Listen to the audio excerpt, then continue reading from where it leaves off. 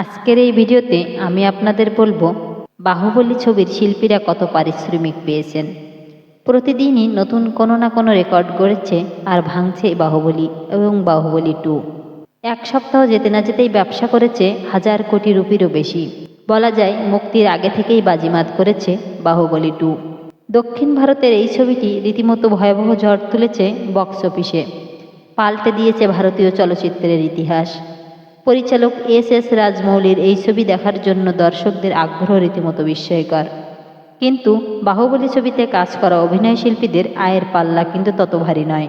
বলিউডের তুলনায় তো তা অনেক কম।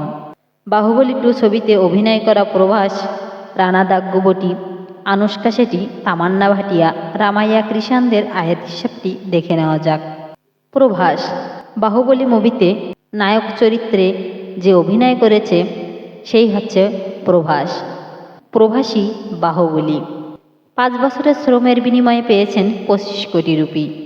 বাহুবলী ছবিতে অভিনয় করার কারণে প্রভাস এখন ভারতের জাতীয় তারকা।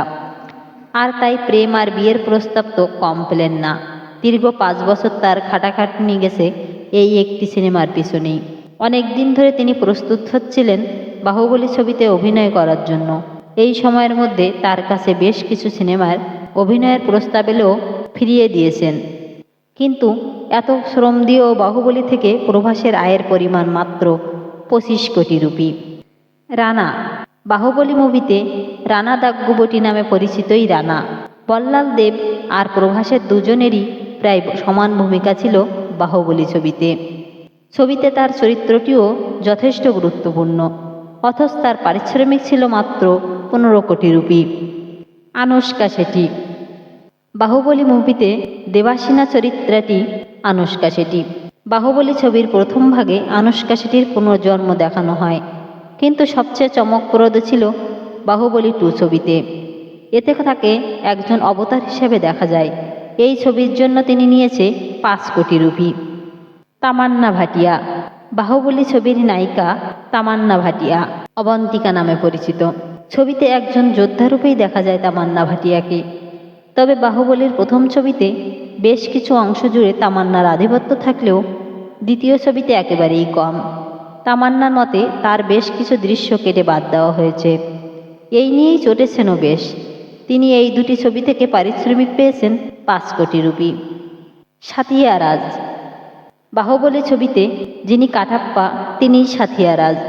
বাহুবলী ছবিতে একটা কমন প্রশ্ন ছিল সবার, সেটা হলো কাটাপ্পা কেন বাহুবলীকে হত্যা করেছে। এই প্রশ্নের উত্তর দিতে কাটাপ্পার প্রতি পুরো সিনেমাতেই ছিল দর্শকদের আগ্রহ। কাটাপ্পা এই ছবি থেকে পেয়েছেন মাত্র 2 কোটি রুপি। এস রাজমৌলি বাহুবলী ছবি পরিচালক এস রাজমৌলি। অবাক হচ্ছেন? এবার একেবারে পরিচালকের আয়ের হিসাব নিয়ে বসেছি। বক্স অফিস কাঁপানো মুভি বাহুবলী আর বাহুবলী 2 ছবি দুটি থেকে লাভের 1/3 গেছে রাজমৌলির কাছে।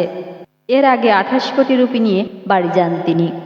ভিডিওটি ভালো লাগলে লাইক, কমেন্ট এবং সাবস্ক্রাইব করে পাশে থাকবেন। ধন্যবাদ সকলকে।